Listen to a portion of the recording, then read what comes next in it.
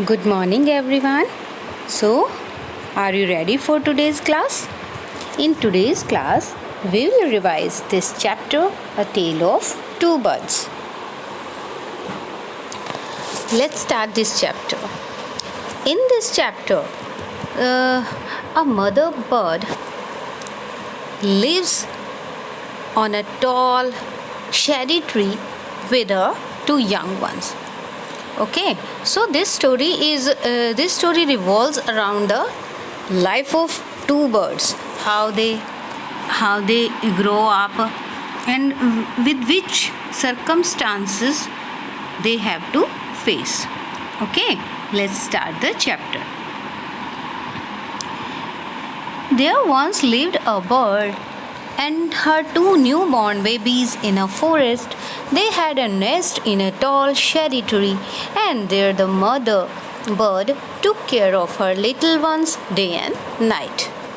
तो एक जंगल में, एक फॉरेस्ट में एक जो बर्ड थी वो अपने दो छोटे न्यूबॉर्न बेबीज़ के साथ रहती थी.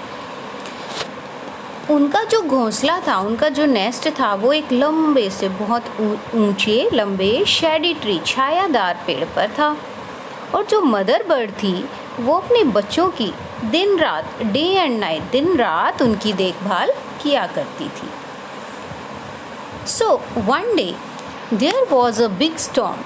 There was thunder, lightning and rain, and the wind blew down many trees. The tall tree in which the birds lived all came down. A big, heavy branch hit the nest and killed the bird. तो एक दिन क्या हुआ? एक दिन बहुत बड़ा तूफ़ान आया, बहुत तेज़ तूफ़ान आया, बहुत थंडर, बादल जो थे वो गरज रहे थे, बिजली चमक रही थी और बारिश हो रही थी. और जो विंड है वो उसने बहुत तेज़ हवा ने बहुत सारे पेड़ों को गिरा दिया. ब्लू डाउन मीन्स गिरा दिया. द टॉल ट्री इन विच, तो जिस ऊंचे पेड़ पर, जिस लंबे पेड़ पर वो जो पक्षी रहते थे, ऑल केम डाउन, ये सारे के सारे पेड़ गिर गए. A big heavy branch hit the nest, एक बड़ी सी भारी ब्रांच ने, जो शाखा थी, टहनी थी, वो उनके घोंसले से टकराई और जो बर्ड था वो मर गया. कौन सा bird? Mother bird. So fortunately for the baby birds the strong wind blew them away to the other side of the forest. One of them came down near a cave where a gang of robbers lived. The other landed outside a rishi's ashram a little distance away. So, अब जब वो mother bird मर गई तो fortunately क्या हुआ, सौभाग्य से जो बच्चे थे, लकीली जो बच्चे थे, बेबी बर्ड्स थे, उनको बहुत तेज़ हवा जो है वो उड़ा कर ले गई. कहाँ पर? Other side of the forest, forest के दूसरी साइड.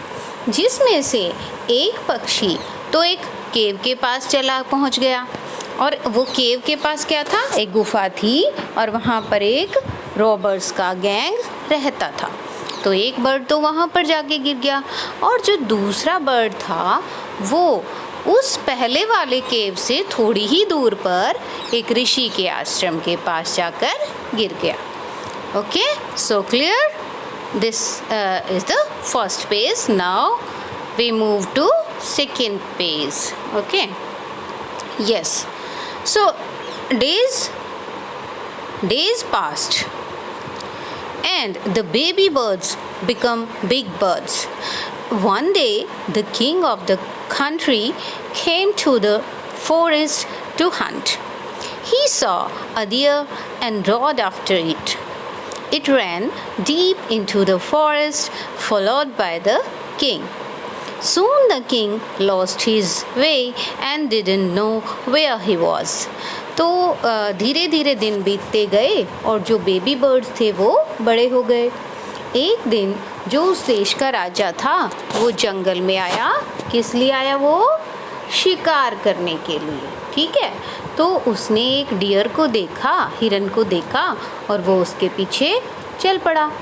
अब it ran deep inside the forest, अब जो राजा था वो उस हिरन का पीछा करते करते घने जंगल में चला गया। Soon the king lost his way, और जल्दी ही राजा अपना रास्ता भूल गया। And didn't know where he was, और उसको ये पता नहीं चल रहा था कि वो कहाँ था।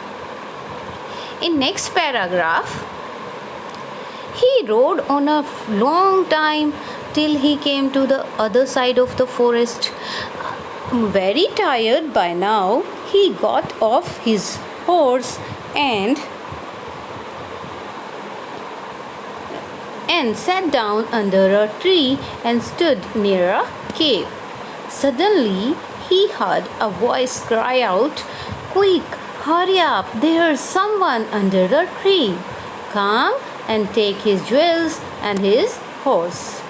Hurry, or else he'll slip away." The king was amazed. He looked up and saw a big brown bird on the tree under which he was sitting. Then he also heard faint noises issuing from the cave. He quickly got onto his horse and rode away as fast as he could. तो अब जो राजा था वो उस हिरन का पीछा करते हुए घने जंगल में पहुंच गया और अपना रास्ता भूल गया। अब वो लंबे टाइम तक मतलब चलता रहा और फॉरेस्ट की दूसरी साइड पहुंच गया। अब वो बहुत ज़्यादा थक गया था, तो वो क्या हुआ, वो अपने घोड़े से नीचे उतरा और एक पेड़ के नीचे, गुफा के नज़दीक एक पेड़ के नीचे बैठ गया। तभी सडनली अचानक उसको एक तेज़ आवाज़ सुनाई दी, जल्दी करो, पेड़ के नीचे कोई है, आओ और उसके गहने और उसके घोड़े को ले लो। हरी और एल्स हिल स्लिप अवे, जल्दी करो नहीं तो वो भाग जाएगा। द किंग वॉज अमेज्ड, जो राजा था वो बहुत ही ज़्यादा हैरान था। उसने ऊपर देखा and saw a big brown bird on the tree और under which he was sitting. उसने ऊपर देखा और उसने देखा कि जिस पेड़ के नीचे वो बैठा था उस पर एक बड़ा सा ब्राउन पक्षी था। ही ऑल्सो हर्ड फेंट नॉइसेस, साथ में उसको गुफा से कुछ धीरे धीरे की आवाज़ें भी सुनाई दे रही थी, धीमी धीमी। तो he quickly got on to his horse, वो फटाफट से जल्दी से अपने घोड़े पर चढ़ा और जितना जल्दी हो सके वहाँ से चला गया। Yes, now next paragraph. Soon he came to a clearing which looked like an ashram. It was the Rishi's ashram. The king tied his horse to a tree and sat down in its shade. Suddenly he heard a gentle voice announce, "Welcome to the ashram. Sir, please go inside and rest. The Rishi will be back soon. There's some cold water in the pot and please make yourself comfortable." The king looked up and saw a big brown bird in the tree. He was amazed. "This one looks like the other bird outside the cave," he said to himself aloud. Yes, so अब क्या हुआ, जल्दी ही वो एक clearing के पास आ गया। अब clearing क्या होती है?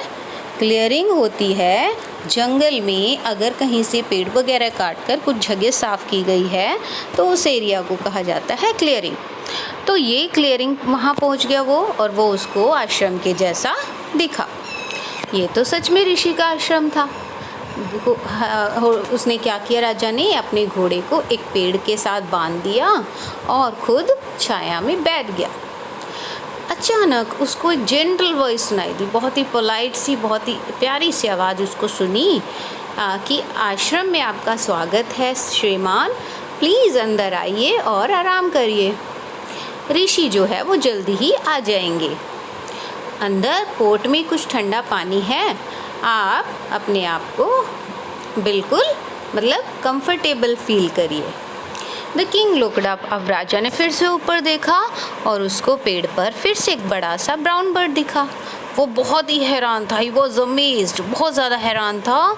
क्यों हैरान था वो? क्योंकि ये जो बर्ड था वो बिल्कुल उसी पक्षी के जैसा था जैसा कि केव के बाहर। उसने अपने आप से ये बात बहुत तेज़ होकर बोली, खुद से बोली कि अरे ये पक्षी तो केव वाले पक्षी से के जैसा ही है।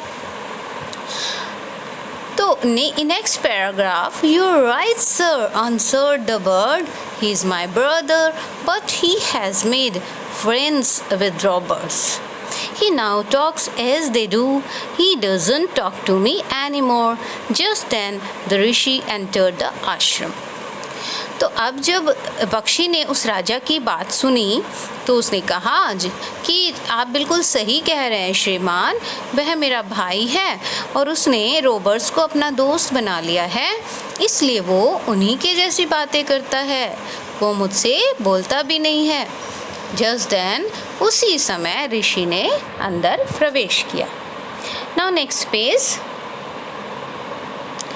Yes, Welcome, sir, he said to the king. Please come inside and make yourself at home. You look tired. Rest for a while, then you can share my food.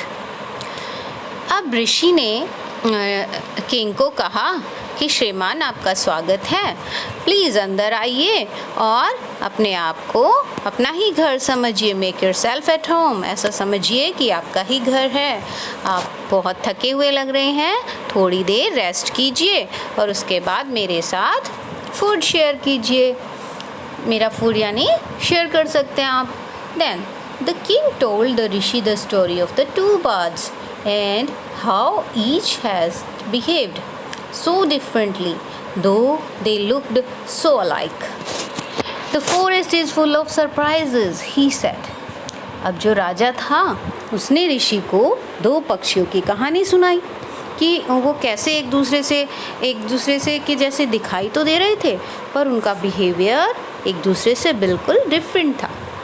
तो उसने कहा, राजा ने कहा कि ये जो जंगल है ना, ये बहुत सारी सरप्राइजेस से भरा हुआ है, बहुत सारी आश्चर्यजनक चीज़ों से भरा हुआ है।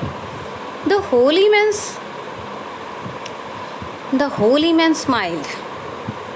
होली मैन वर्ड किसके लिए यूज़ हुआ है यहाँ पर?